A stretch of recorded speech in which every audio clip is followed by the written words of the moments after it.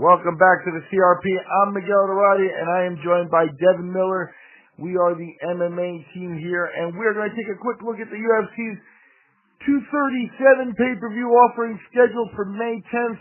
It looks like the card is finally coming together here with the main event settling as Rose Namajunas' title fight against Jessica Andrade, the 15-pound ladies title on the line. And I'm joined by Devin Miller to talk a little bit more about that fight scheduled for May 10th. Devin, how you doing? I'm doing good, Miguel.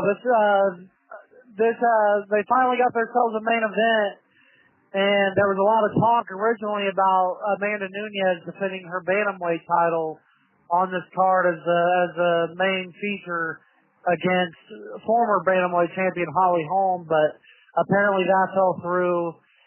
One can only suspect that they were looking for a different headliner for a while, but ended up just putting a couple legends on this card, Aldo and Silva, to play a good addition to what I believe is a headline worthy fight between Thug Rose Namajunas, current women's strawweight champion, against who I've labeled Minnie Vanderlei, and Jessica Andrade, who is a complete powerhouse at women's strawweight. Just a girl that fought as high as women's bantamweight against Raquel Pennington and Marion Renaud, and then she ended up going down to women's strawweight, where her only loss right now was a 5-round decision loss to Joanna Jędrzejczyk.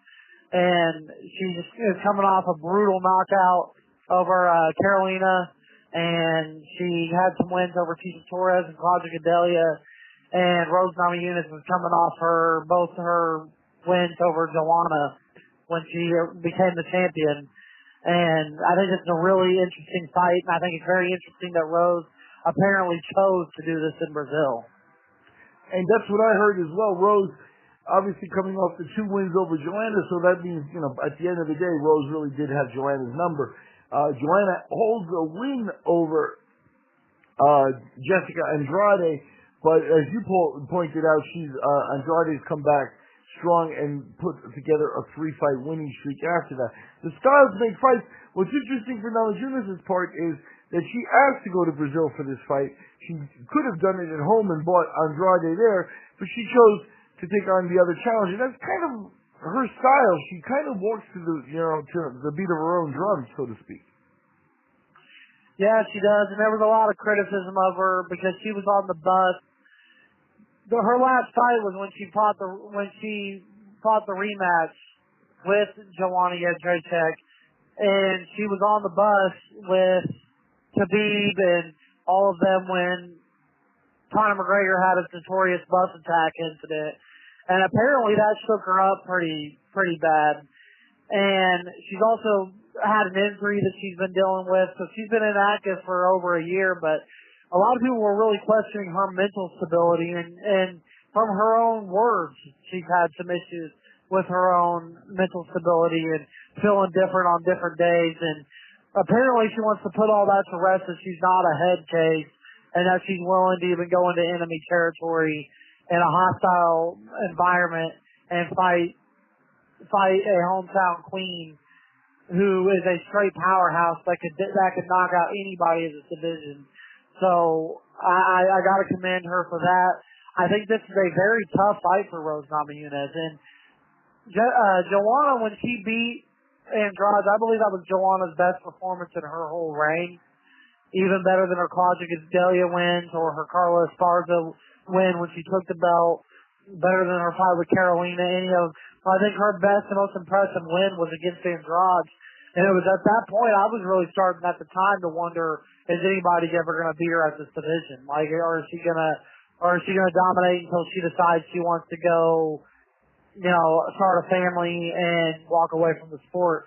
And then along came Rose Namajunas and really shocked everybody because Rose was so young and coming off the Ultimate Fighter, and Rose had a few losses, but she's made such leap and bounds improvements since she started training with women like Valentina Shevchenko, and she's with Pat Barry, so she's got a good kickboxing base around her and a good team around her, and she's definitely blossomed into maturity, and she's become a real fan favorite right now. But going against Andrade, she's going to be fighting her style. I can only imagine that Rose is probably going to try to mix it up a little bit more in this fight with some takedowns, because she's really going to the ground too. But standing in front of Andrade, that's, especially with a boxing heavy style, it's going to be a really hard fight, because Andrade just has insane power for that division. And let's stay with the UFC 237, because as we stated, it's scheduled for Brazil is where it's expected to be, and they put together a couple of legends backing up this main event. We talked earlier about the Clay Guida BJ Penn matchup that was made for this fight show, and we also have Anderson Silva taking on Jared Cannonier. We talked about that, and Jose Aldo talked about facing a tough opponent. He's facing Alexander Volkanovski, a fighter who's 16-1, and coming up, Aldo playing doorkeeper there as he ends his run here in 2019.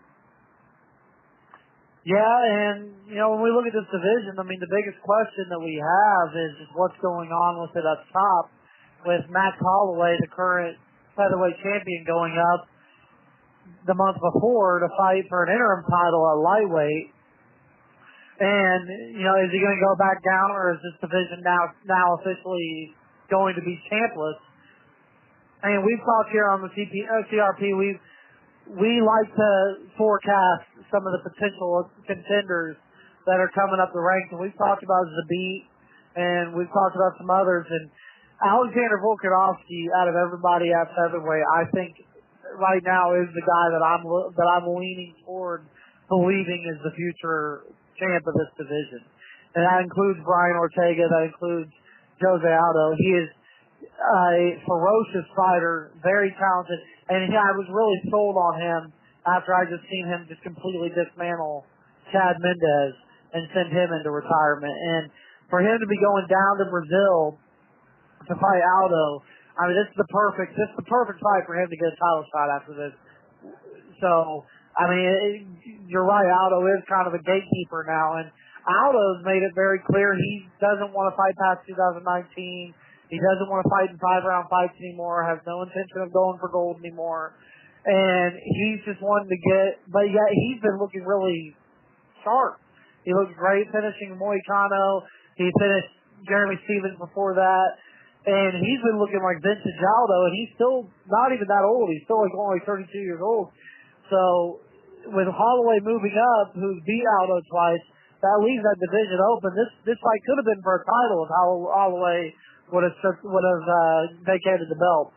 But I think this is kind of like a title fight, even without the title officially being on the line, because I don't think that Holloway's going to go back down to featherweight unless maybe he loses to Poirier, which I actually think Holloway will probably win that fight, and he'll probably stay at lightweight. I think just with his age and everything, he's probably going up. So this is a very key. This might be the most key fight right now going forward with the featherweight division.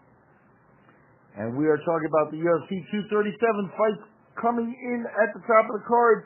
We are discussing the main event of Rose Namajunas' title defense against Jessica Andrade, and one of the co-feature fights featuring Brazilian legend Jose Aldo. I've been joined by Devin Miller of the CRP's MMA team. So look more at the UFC 237 schedule for May 4th. All right, let's hang up and call me back, and we'll do the Cerrone one. That's the other one is the UFC 237 scheduled for May 10th. It's actually not May 4th. May 4th. May 11th. May 11th. Okay. Scheduled for the UFC 237 on May 11th. Well, use that, Jesus. I'm going to hang up and call me back in 2 minutes, okay? All right. All right, bye. 2 minutes?